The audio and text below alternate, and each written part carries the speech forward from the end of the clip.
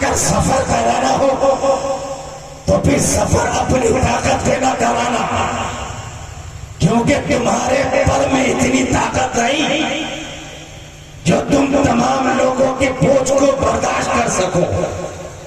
لیکن دل نے جواب دیا تمہارے اندر طاقت نہیں ہے نا، تو پھر غلام مسعود سے پوچھو کس کے پاس طاقت ہے، غلام مسرور سے پوچھو کس کے پاس طاقت ہے، تو جواب ملے گا یہ مسعود اور مسرور جس ذات کا نام ہے نا، وہ کوئی عام انسان کا نام نہیں ہے، وہ کوئی اور آدمی کا نام نہیں ہے، وہ کسی اور گھرانے کا نام نہیں ہے، وہ کسی اور نسل کا نام نہیں ہے، وہ کسی اور نسل کا نام نہیں ہے، وہ کسی اور ذات کا نام نہیں ہے۔ میری آقا کے دروازوں نے دستک دی تو جواب ملا نجر القمر مسعود ملت مسرور ملت اس ذات کا نام ہے جس کا شجرہ امام حسین سے ملتا ہے،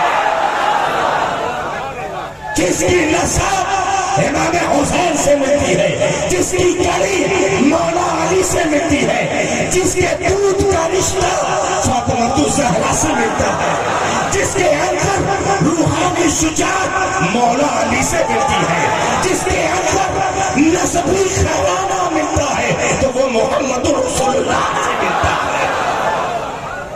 اب بات ہو گئی دریا پور والوں سفر کرو، تو جواب ملیں گے کیسے سفر کروں، مسعود ملت کہاں لے جائیں گے، تو کہتے ہیں ہر دریا کسی نہ کسی دریا سے جڑی ہوتی ہے، کسی نہ کسی دریا میں جا کر مل جاتی ہے۔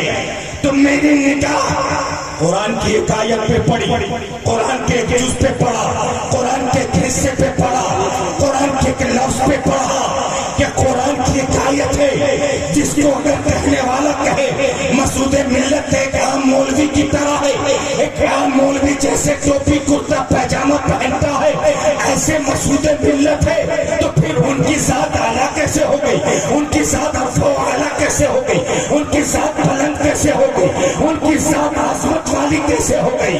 تو قرآن نے نجات دیا، آؤ پڑھ لو قرآن کو، آؤ ورق کو الٹ لو، پاروں کو دیکھ لو، رکوع کو دیکھ لو، آیت کریمہ کو دیکھ لو، اصحاب کہف کے دو یتیموں کا واقعہ پڑھ لو۔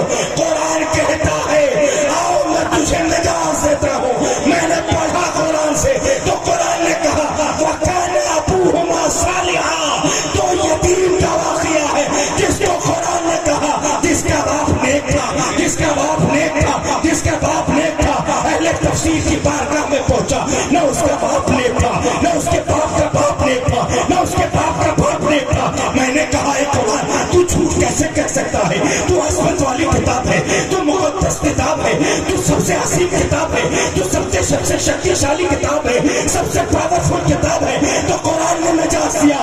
سنو اس کی نسل کو جب دیکھو گے تو اسی کے گھرانے کا ایک ایسا اللہ کا بندہ گزرا ہے جو نیک تھا۔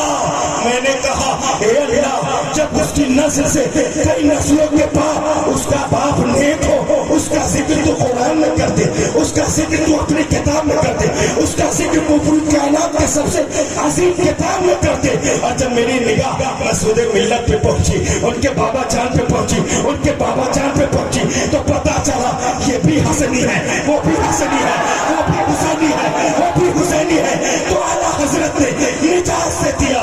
اور میں یہ رکمار تم اس شعر کو پڑھ لو، تمہیں عقیدے کا پتہ چلے گا کہ تیری نسل پاک میں ہے بچہ بچہ نور کا، تو ہے نور تیرا سب جلانا۔ نعرہ تکبیر، نعرہ رسالت، نعرہ حیدری، جشن کلیمی، حضور پیر و مرشد کا دامن، حضور مسرور میاں کا دامن، نعرہ تکبیر، نعرہ رسالت۔ حضور مسعود ملت کسی عام ذات کا نام نہیں ہے، خدا کی قسم شہزادہ غوث الاعظم کا نام مسعود ملت ہے۔ سبحان اللہ، شہزادہ غوث الاعظم کا نام مسعود ملت ہے، شہزادہ علی کا نام مسعود ملت ہے۔ ارے کیسے عاشق ہو یار، تڑپ جانا چاہیے۔ قسم خدا کی عشق ہے تو عشق کا اظہار ہونا چاہیے۔ مسعود ملت کس کا نام ہے؟ تو یہی پتا چلے گا کہ ہم دریا پور سے چلے ہیں، وایا سلطان پور چلے ہیں، وایا اجمیر چلے ہیں، وایا ہم پاکستان چلے ہیں، وایا عراق چلے ہیں، وایا نجف چلے ہیں، وایا مدینہ المنورہ پہنچے ہیں۔ سبحان اللہ۔ اور جب مدینہ پہنچ گئے تو میرے مصطفیٰ نے کہہ دیا ہے، اے صحابہ، اے میری امت کے لوگ، اے دنیا والوں، اگر تو نے مجھے محمد رسول اللہ مانا ہے تو یاد رکھ، تیرے درمیان میں 2 کشتی چھوڑ جا رہا ہوں۔ سبحان اللہ، 2 کشتی چھوڑ جا رہا ہوں۔ یا رسول اللہ، وہ کشتی کون ہے؟ وہ کشتی کون ہے؟ تو حدیث کی روشنی نے جواب ملے گا، وہ کوئی اور نہیں ہے۔ اگر ایک کشتی کا نام قرآن ہے تو دوسرے کا نام اہل بیت ہے۔ سبحان اللہ، دوسرے کا نام اہل بیت ہے۔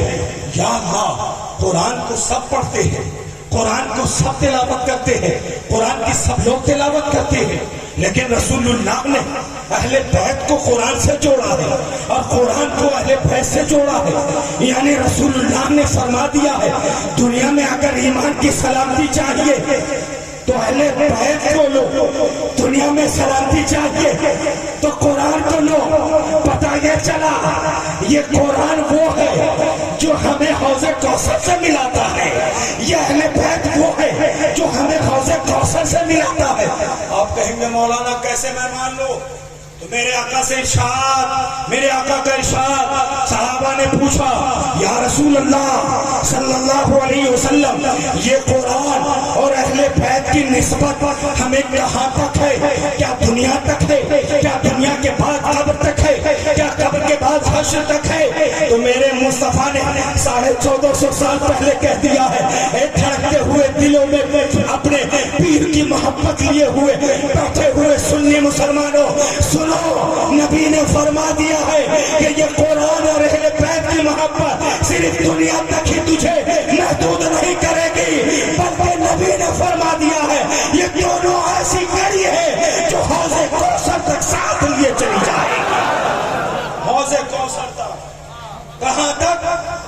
حوض کوثر تک۔ ابھی گرمی میں بیٹھے ہیں نا، کسی کو پیاس کا احساس ہوگا، کسی کو پیاس کی طلب ہوگی، پانی پینے کی خواہش ہوگی، لیکن سنو، یہاں شامیان رحمت ہے اور وہاں سوانے سے پہ سورج ہوگا، یہاں ہر طرف دنیاوی لائٹ سے چمچماہٹ پیدا کی گئی ہے، لیکن وہاں سورج جیسی ایسی تپش ہوگی، انسان شرابور ہوگا، پسینے میں خود کو لپٹ پائے گا، تو پھر وہاں تمہیں کس چیز کی ضرورت پڑے گی؟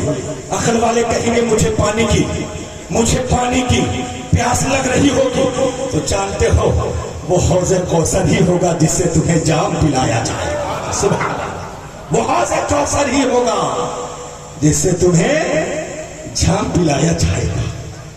یہ معمولی نہیں ہے، اور ذرا اسی حوض کوثر کا ذرا ذکر کر لے جس کو مرج البحرین کہا گیا ہے۔